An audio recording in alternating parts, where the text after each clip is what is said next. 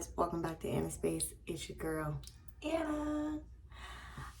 I know it's been a minute, like, oh my god, and this light is gonna kill the whole thing with these. 1 second. Alright, y'all, we're back. Don't come for me. I had to put this up. I gotta take a shower, and it's just a mess. And that ring light, I had to throw it away because it was junk. But anyway, I just took the glasses off so you guys didn't have the glare. But how's everybody been? Like, I feel like I haven't talked to you guys in a super long time. I think the last time we talked was like right after I got out of surgery and had everything going on. And that was the counter. I'm sitting on the counter in the bathroom. I did not fart. But yeah, the last time I talked to you guys, oh Jesus, we were going through surgery and, you know, the whole process of that. Which everything has been fine so far. I have some really ugly scars from that like, a little self-conscious, but we're dealing with it. Since then, I mean, I know you guys were with me when me and Alan first got engaged. In our kitchen one night, we were just like, yeah, let's get married. No ring, no nothing. We were just like, let's get married. But Christmas of last year, he actually proposed. I got my ring. And of course, convenient enough, I still don't have my fucking ring on because we finally got married. About 2 weeks ago, on August 13th, we decided to have a beach wedding. And it was beautiful and emotional and a complete roller coaster for me. But that is totally another video for another time, and we can get into all that fabulous stuff with weddings and wedding plannings and the do's and don'ts of that, because I feel like I should inform every bride-to-be. This hair is literally going to be the death of me in this video, I promise you, because it's not doing it for me. It's not giving, but whatever. So things have been a little crazy, but my ring is off getting sized because the one he bought me, we got sized right after he got it for me. And then, of course, our wedding bands, they don't make wedding bands in my size when we go to find them. And of course, I waited last minute to get wedding bands too, so there's that. Don't wait like a week before you get married to get your wedding bands. Okay, but we also went the cheap route. We didn't like, don't get me wrong, wedding bands are like really sentimental and things like that. But we felt it was best to go with like cheaper ones, just because we do live at the beach. We do, you know, travel a lot and do a lot of different things, and we both felt that it was, you know, more beneficial that if we got something that wasn't so expensive, in case, God forbid, something happens to it, it gets lost in the ocean or something while we're traveling, that it wasn't going to be too devastated. So they're not super valuable, super expensive wedding bands, but nevertheless, there are wedding bands. So when I got mine, it was like a size, I think the lady said it was a size 7, and I'm a size like 5. So I had to definitely go get that fixed.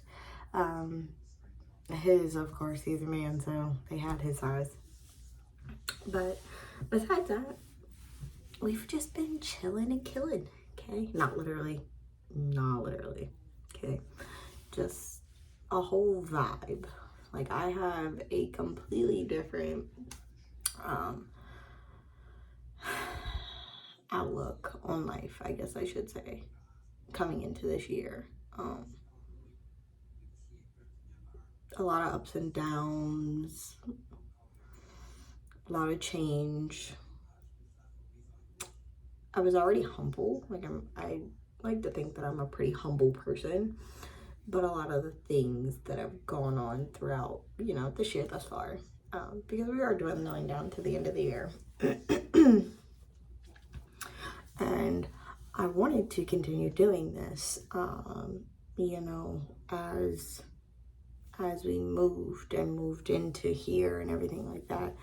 But becoming a homeowner, becoming a wife, being a mom, because at this point, I have a stepson, and he's my child. Like, I 100% take care of him. So being a mom, being a wife, being, you know, a homeowner, being a giver, and like all of that things, like, it's a lot.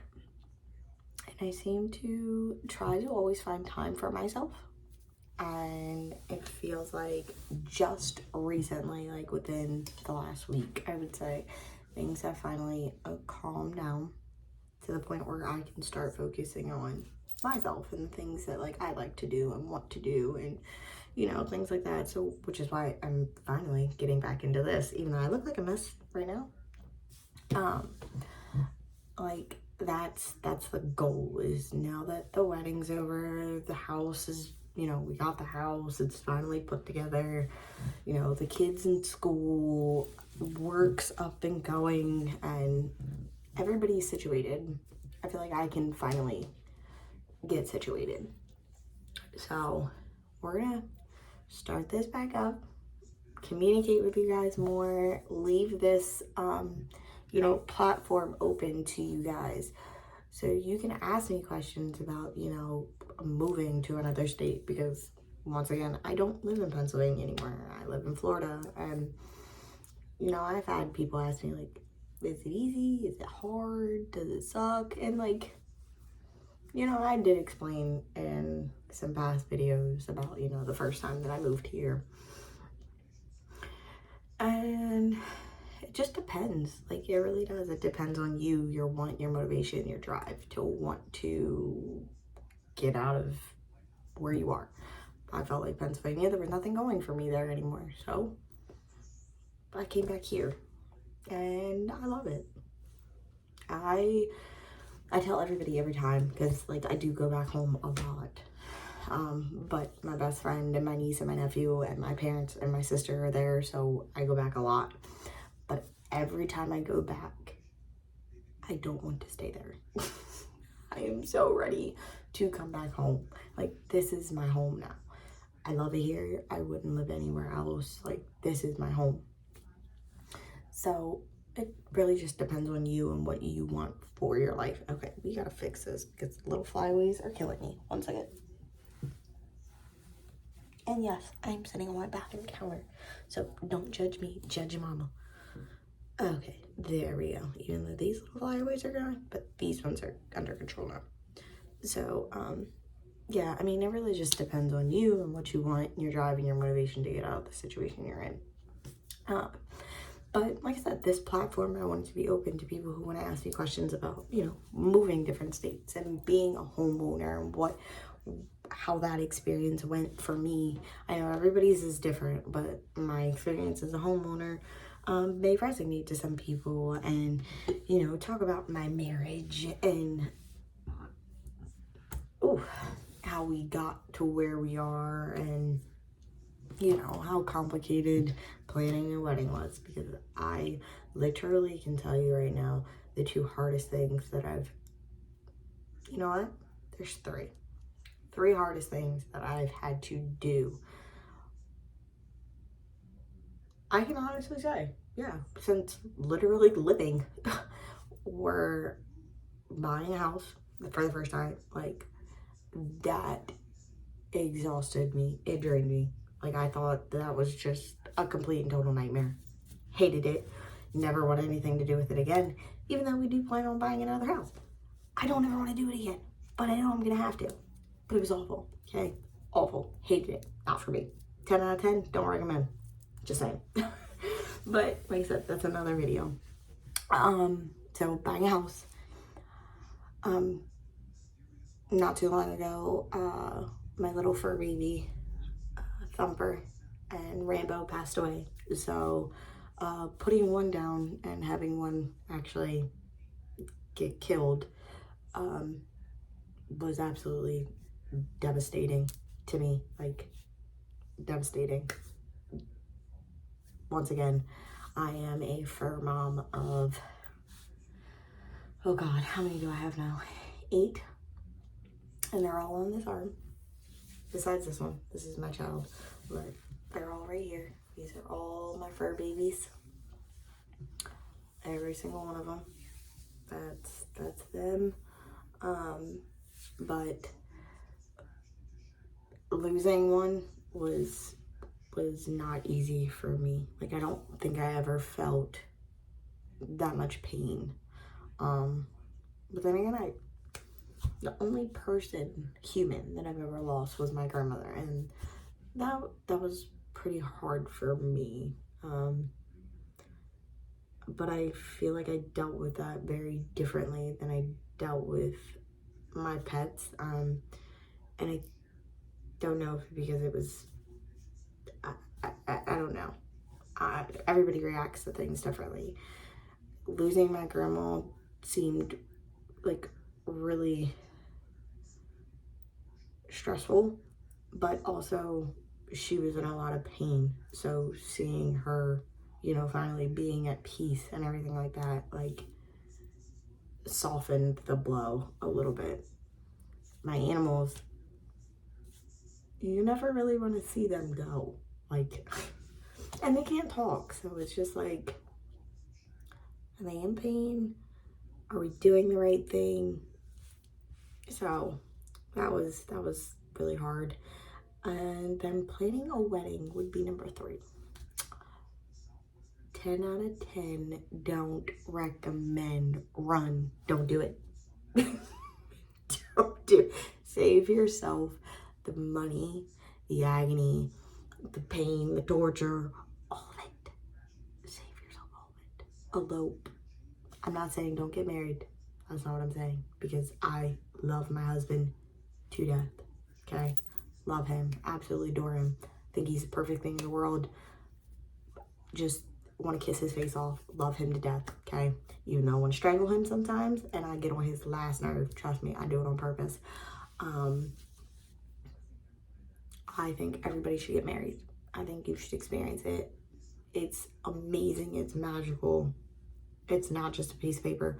Don't ever let anybody tell you that. It's not just a piece of paper. But I think that eloping is, if we would have eloped, it would have been more, this is about us. This is about us. This is our moment. This is our time. This is for me and you only. I feel like planning a wedding, going through all of it, and maybe it's just me, because I planned my wedding, I decorated for my wedding, I tore my own wedding down, I cleaned up my own wedding. I did everything for my own wedding by myself, just me and my mom. The day of my wedding, my best friend helped at the reception, get the food out, do everything for me. So she was a saving grace to me that day. Her, my parents, my sister, and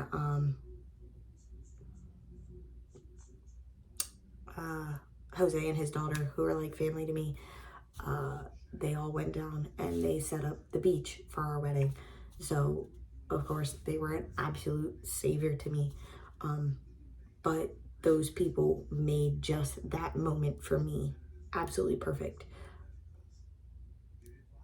And I won't go into much more detail because I know people are going to watch this and I don't want people to feel some type of way. But I feel like at the end of the day, a wedding, like what I had and like what most people have, is ultimately just a glorified party for your family and friends. And it's not, it is about you, but it's not. If that makes sense. I feel like I paid for a party for my guests, which is totally fine, because the people that showed up made that experience for me make sense. The math for me, the couple of people that came made it special and made my wedding everything that I could have wanted for myself. The love that we got at the wedding was amazing. But like I said, it's not for everybody, and I wish I would have known that, because like I said, I would have just eloped, because I wanted it to be just something that was me and him, and my wedding was. But that's just my look on it. Everybody has different experiences with their weddings, so that just so happened to be mine. But I'm not taking credit from anybody who helped me or was there for me or supportive, because I love every single person that helped me and set up and everything like that for me. I appreciated it more than they knew. I mean, let's be honest here. My hairdresser flew the whole way there.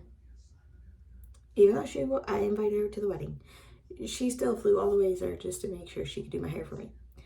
So it's little things like that. Like, some people just really were above and beyond for me. My best friend, who, you know, lives in Pennsylvania, she's got 2 kids, she's got her own life, right? Went the whole ways out of her way, flew here to be there for my special day. Same with my parents, flew here to be here for my special day. And a couple other, like, family members, my aunts and his cousins and stuff like that, like, flew in just to be here for our day, okay? They weren't here long because our wedding was on a Sunday. So they weren't here long, but it just means a lot that some of our friends and family that aren't from here took the time out to fly here and just be with us for a few days and spend time with us. My boss flew here to be here with us. So it's little things like that. But if you're planning a wedding this year, all I can say is congratulations. I'm super, super happy for you. I hope your wedding is everything you want it to be, and don't let anybody steal your shine. I went through emotional roller coasters about that, and breakdowns and everything else. And the best advice I can give to a bride-to-be is don't ever let anybody steal your moment, your day, your shine. It's about you. It's your day. You do what you want to do. If they can't be there for you, fuck up. And that's all I'm gonna say. But I will be back to talk to you guys more about what's going on every day. We got a high schooler, so I'm sure you're gonna hear some wild stories. I can only imagine, because it's, what, the second week? I think we're on week 2. And I've already gotten called every day. Been at the school almost every day. And not for that, we're still here. We're still going. So fingers crossed we're done with the phone calls. Okay? Because I'm over talking to school. Like, I've been out of high school for a little bit now. I'm over it. Okay? I don't want to talk to no principals. Don't call me. Don't call me. Don't call me. So I'm sure I'll have updates for you guys on the high school experience and the joys of being a mom of a high schooler. Which, by the way, fucking hate these teenagers now, okay? It makes me cringe to like when, you know, like when you see something that you used to do as like a child or as like a teenager, and like if you have kids, like you see your kids doing it and you're just like, ew, that's cringy. Did I used to do that? I used to sound like that, didn't I? And it makes you cringe because you're like, oh my god, that's so embarrassing. Like, I'll like get memories or whatever, throwbacks or whatever it is on my Facebook of like old posts and statuses that I used to write, and I look at them and I'm literally like, no, that's not her. That's not me. We're not the same person. We're not the same person. So, listen, these teenagers,